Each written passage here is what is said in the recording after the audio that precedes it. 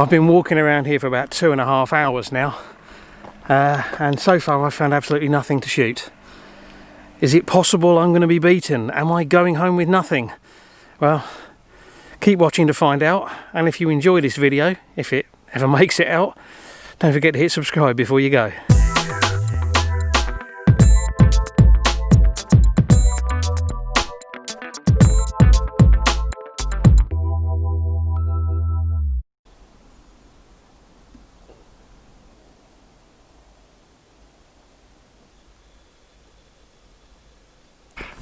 Okay guys, I've been wandering around this reservoir for about 2.5 hours, exploring all over the place. I've been well off the beaten track. I've been into some of the wooded areas. I've been onto parts of the shoreline that I've never been onto before and didn't know how to get to before, and I'm not sure I can find my way back there again now.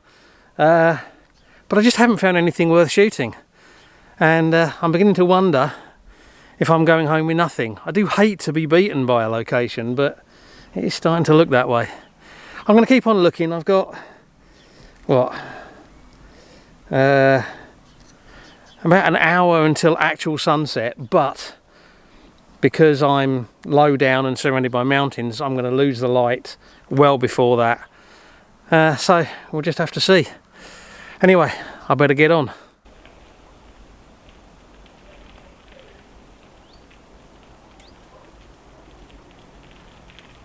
Okay, this image actually looks quite nice, even though I wasn't sure about it to start with. Basically what I've got the dam running in from the lower right hand third and across, which has got some reflections in, and that points across to the hills in the background. And then we got right in the background is Puig Campana mountain, but most of the top of it is hidden in cloud. And then we got some cloud above that, and that cloud is also reflected in the water. Probably about 18 millimeters, just focused on infinity, no filters, 1/40th of a second, f11, and yeah, I think it looks all right.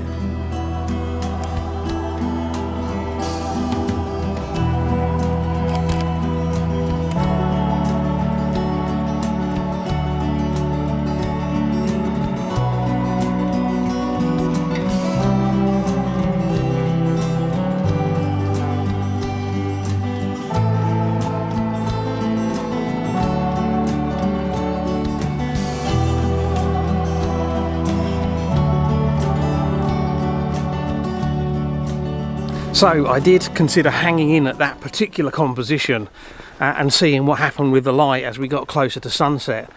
But to be honest, after a few minutes the light went off of the dam and it kind of just didn't look anywhere near as nice. Now we are getting closer to sunset, and actually over that way is looking quite nice. So I'm heading back across the dam now to see if I can find a composition looking back towards the direction of sunset, and see if we can find a second image for today. Let's hope.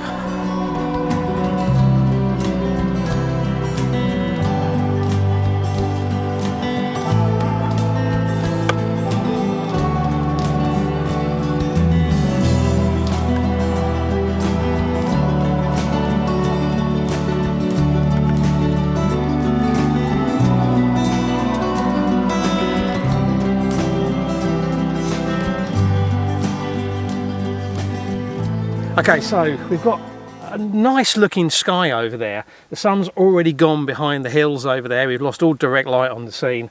I've been rushing around trying to find a composition that's going to work with that sky. I looked at some of the little sort of reed things sticking out of the water here, some of the rocks, even some of the big rocks over there. I looked at, there's a couple of old branches lying around, but none of them really worked. So what I've actually done is I've gone, instead of going really wide angle, which was my first thought, 16mm, I've kind of gone into about 23mm, and there's like a little islandy type thing sticking up out there. It's actually a bit of the bed of the lake that's starting to come up as the water levels have dropped, and as the ripples are coming across diagonally, it's got like a calm area which is darker, almost like a shadow, if you like, coming diagonally across from it. I've got that on the bottom right hand side of the frame, and then I've got the hills and the mountain in the background and the quite nice sky up above. Favouring the sky, it has to be said. I think this image is quite a bit about the sky. About 23mm, f11, 1/40th of a second, and focused on infinity. And we'll see if it works.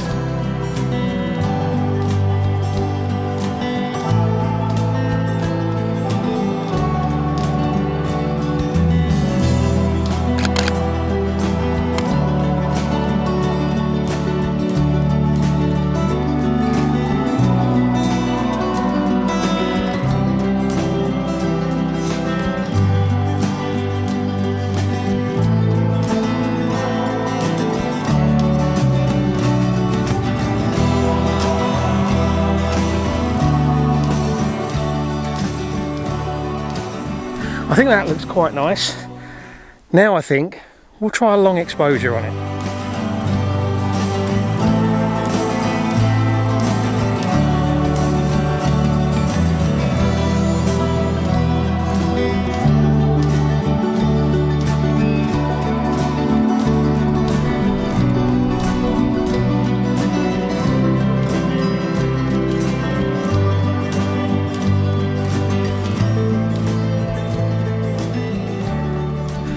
Quick tip on long exposures. I've shared this one before, but it was a long time ago. When you're shooting a long exposure, you don't want to shoot like a 2-minute exposure and then find out you've got it wrong. And of course you can't rely on the metering on the camera to tell you what you need once you get over 30 seconds. So what I do, I work out what I think my exposure needs to be, and I've just, as the lights dropped, I've now worked out I think I need about a 2-minute exposure. But rather than spending 2 minutes shooting that and then finding out I've got it wrong, what I've done is bring my ISO up by 6 stops. So on my camera I normally shoot at ISO 64, 6 stops up is ISO 4000. If you normally shoot at ISO 100, 6 stops up would be ISO 6400. And then what I do is I substitute seconds for minutes. So I think I need a 2-minute exposure, so I'll just go for a 2-second exposure. And if that 2-second exposure is exposed correctly, then my 2-minute exposure back at ISO 64 should be exposed correctly, because for 6 stops you can pretty much substitute seconds for minutes.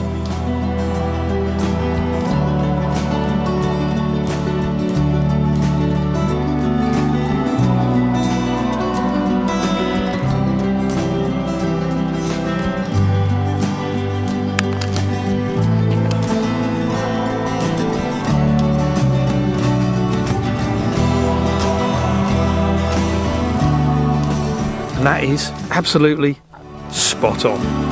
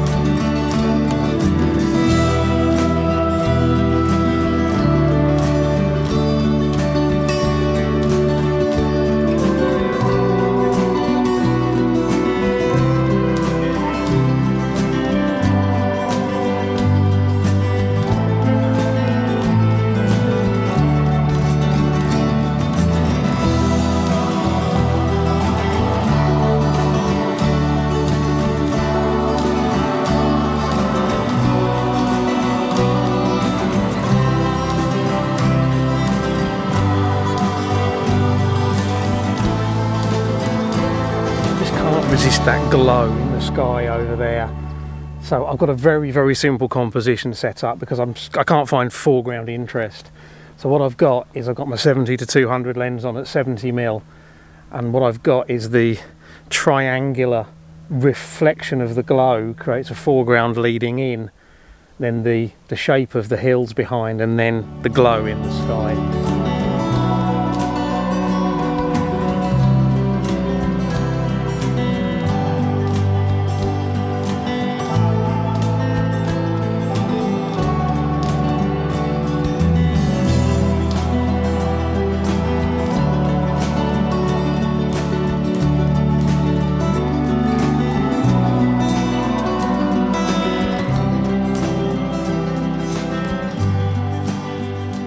Okay, sun's gone, colour's gone, time to pack up, head for home and see what we've got. I kind of started out this video thinking I wasn't going to get anything, and in the end I think I may have got a couple of nice images. Probably nothing world class, but nice hopefully. I hope you think so too, and I hope you've enjoyed the video. If you have, please give it a like, share it on social media. Leave me a comment, I'd love to hear from you. And as I said at the beginning, if you're new here and you enjoyed this, don't forget to hit subscribe before you go. As always, I really appreciate you taking the time to watch, so thank you very much. And until the next video, bye.